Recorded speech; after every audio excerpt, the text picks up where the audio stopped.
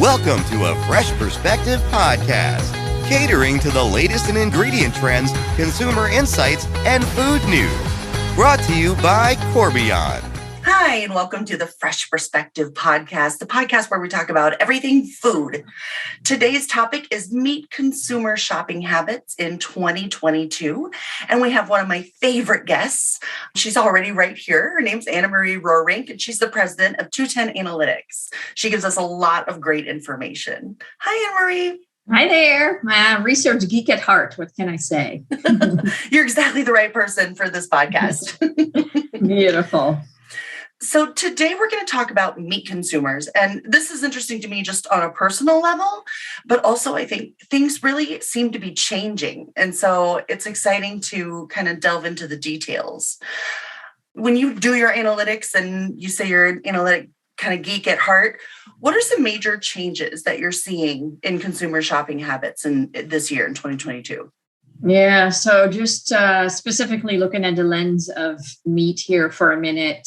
Of course, we've seen inflation across every single category of the store, but one that really sticks out is the meat purchase. And that's really because we saw a lot of inflation in 2020. So the 2021 inflation was really on top of that. And now it just continues to accelerate. And meat already was that more expensive part of a meal, if you think about it. Yeah. So really the biggest trend right now is that idea of money-saving measures. But at the same time, we're all a little tired of cooking. So the idea of convenience really is hanging in there as well. So there's a lot of sort of contrary trends happening where on the one hand, we're a little okay with paying a little more money to have a little bit of time back. But at the same time, we're spending all this time on finding better prices for our meat and poultry. So it's a little bit of everything right now. Right.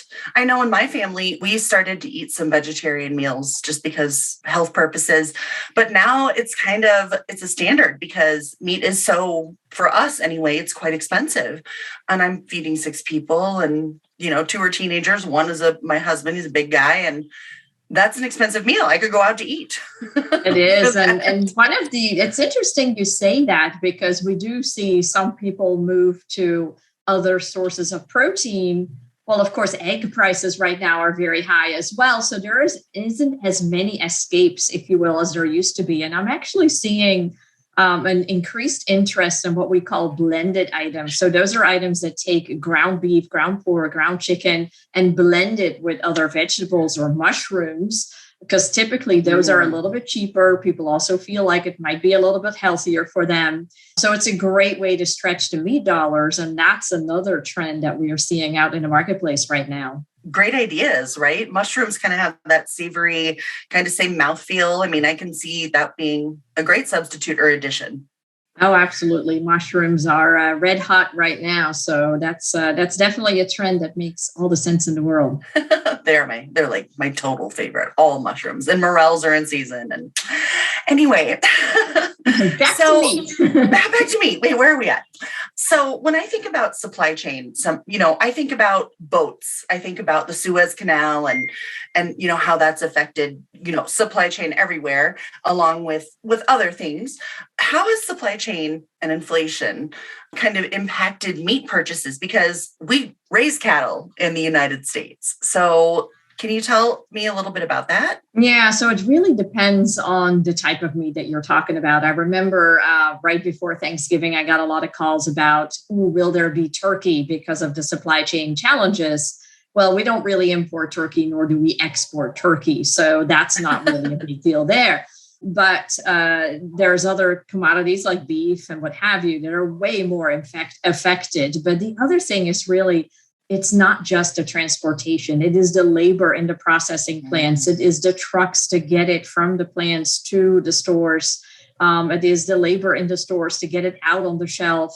Now there's a lot of issues with packaging or the gas that goes in packaging or even the labels. Some of the bigger suppliers right now are struggling with labels because of some paper mills being on strike for a long time. So there is a big shortage of those. So it just really never ends. And then we mentioned the price of eggs. Well, that has everything to do with avian flu.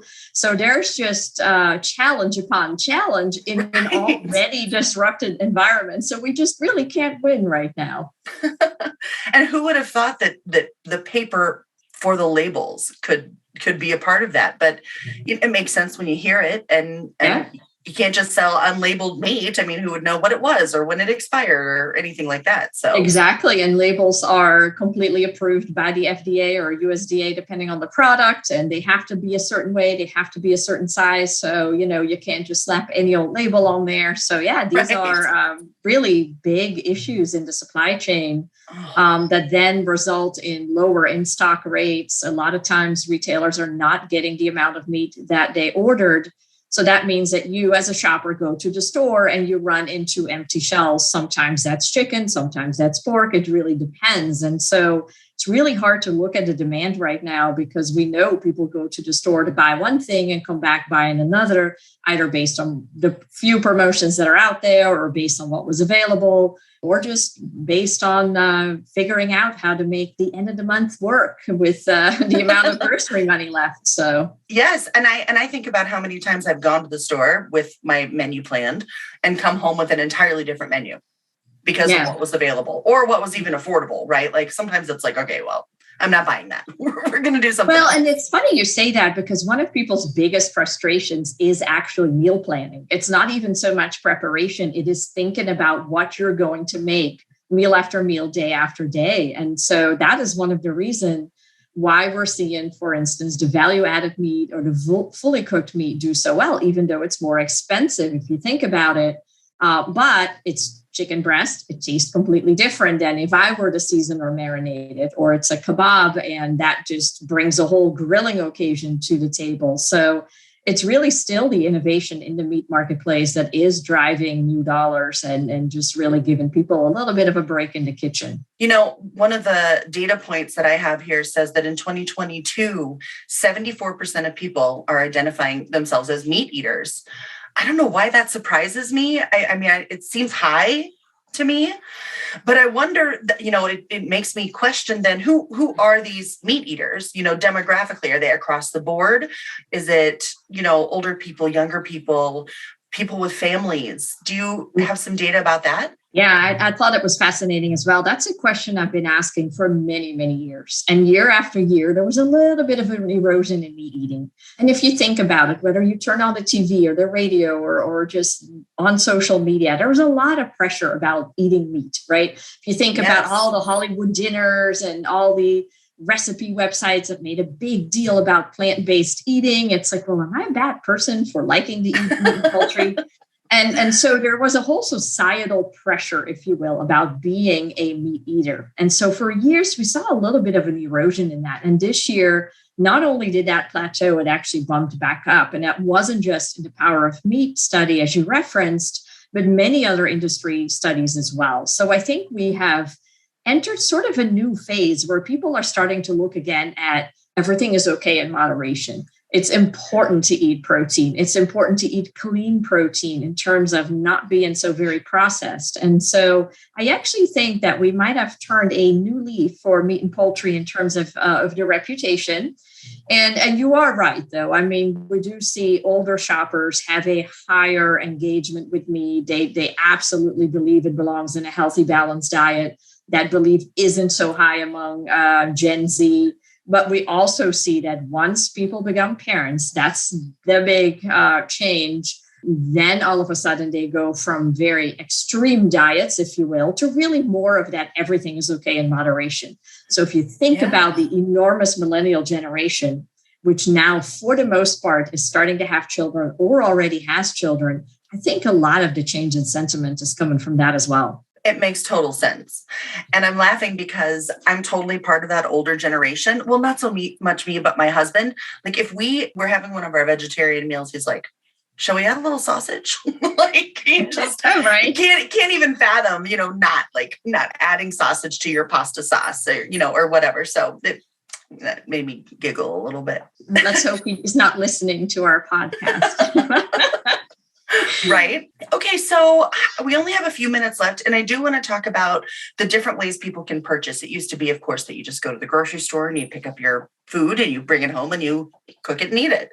But things are changing, right? They are changing, though. I have to say, we all love talking about buying online, and online has been a big growth area. But we also have to keep in mind that when something starts out small, the growth percentages tend to be really high.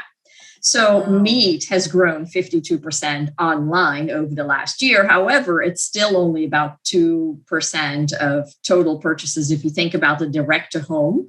Now, if you start to include all the click and collect at the local grocery store, then you go up to about 10%.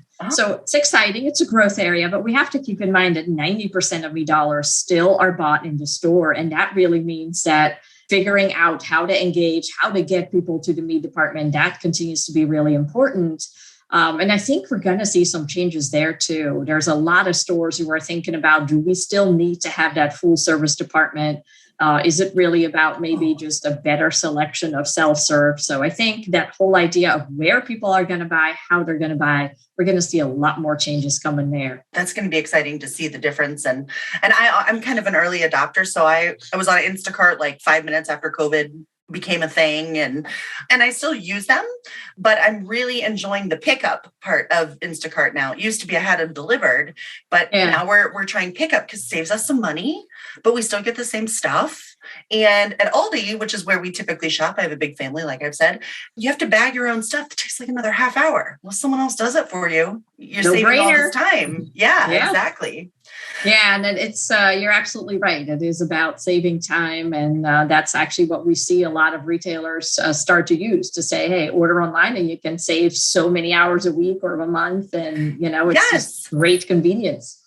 It makes me feel a little bit guilty because Instacart does that for me. It's like, you saved 40 hours of shopping, and I think that's a lot of time that someone else is shopping for me. How many of those 40 hours you spend shopping more, which, we might enjoy that concept.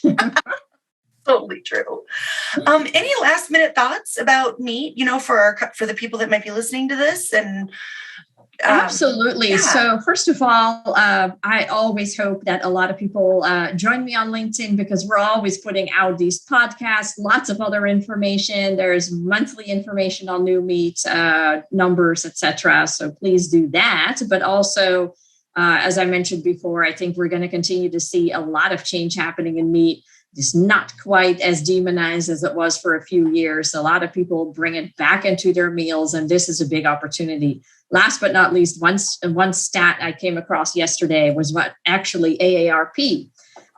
They put out that a whole new study about when you age 50 plus was their finding you need more protein. And I actually, for the first time in a long time, saw AARP putting a big deal on eating meat protein. They had meatballs and shrimp and a cheeseburger right in their articles. So don't just think about the millennials. It is really about every generation and all the opportunities with it. Thank you so much, Anne-Marie. I just love talking with you.